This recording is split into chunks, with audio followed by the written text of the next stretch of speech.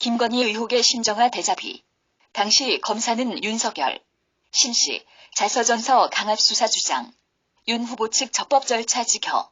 윤석열 국민의힘 후보의 부인 김건희 씨 허위 경력 의혹이 연일 도마 위에 오르고 있다.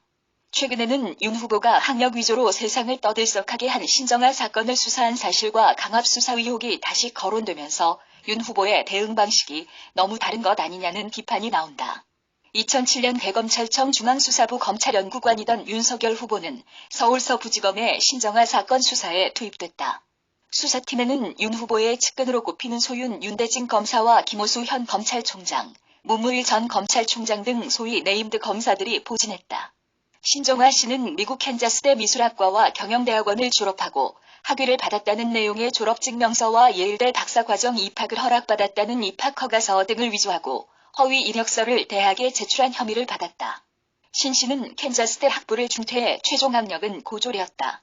허위 학력으로 광주 비엔날레 예술감독에 지원해 선임되는 등 비엔날레 이사회의 예술감독 선임 업무를 방해한 혐의도 있었다.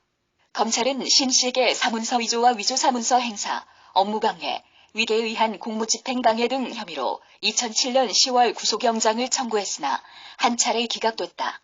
보강수사 끝에 신 씨에게 업무상 횡령, 알선수재 혐의 등을 추가로 적용했고 구속 상태로 재판에 넘겼다.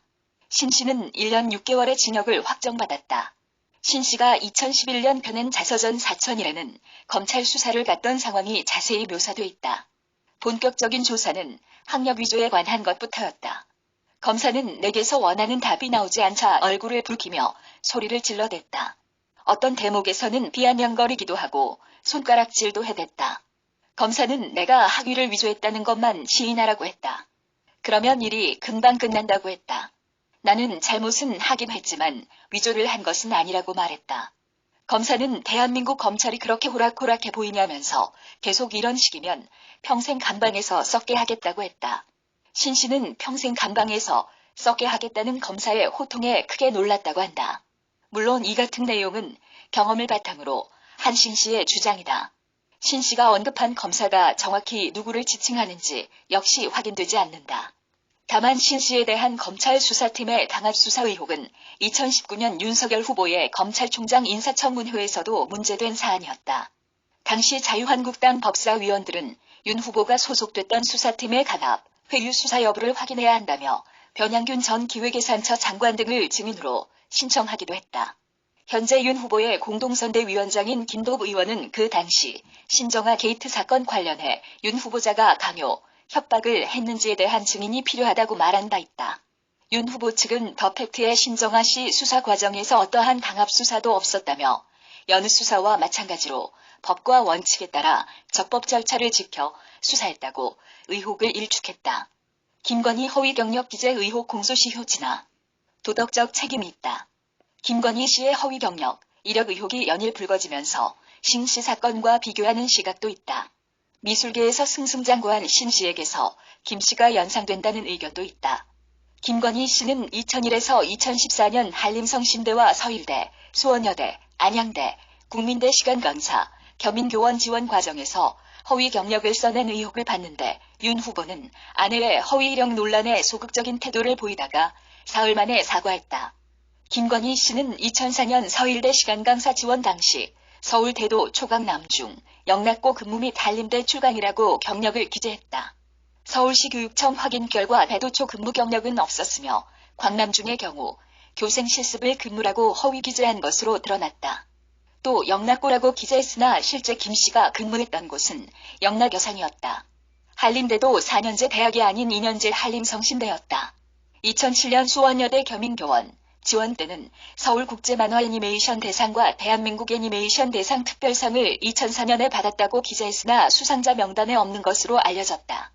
또 사단법인 한국게임산업협회 기획팀의 기획이사로 2002년부터 2005년까지 근무했다고 했지만 협회는 2004년에 설립됐고 당시 협회 재직자들은 김건희 씨를 모른다는 입장이다.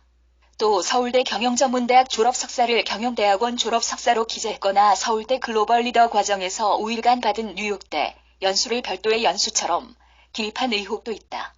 법조계에서는 김 씨에게 적용될 수 있는 혐의로 크게 사문서 위조 및 동행사와 업무 방해 등을 꼽는다. 이력서에 허위 내용을 쓰는 것은 법적인 문제가 되지 않는다. 협회 등의 증명서를 위조한 경우에는 처벌 대상이지만 공소시효가 7년이라 법적 책임을 물을 수 없다는 게 중론이다. 그러나 도덕적 책임은 피할 수 없다고 입을 모은다. 또 신 씨보다 비난 가능성이 더 크다는 일부 의견도 나온다.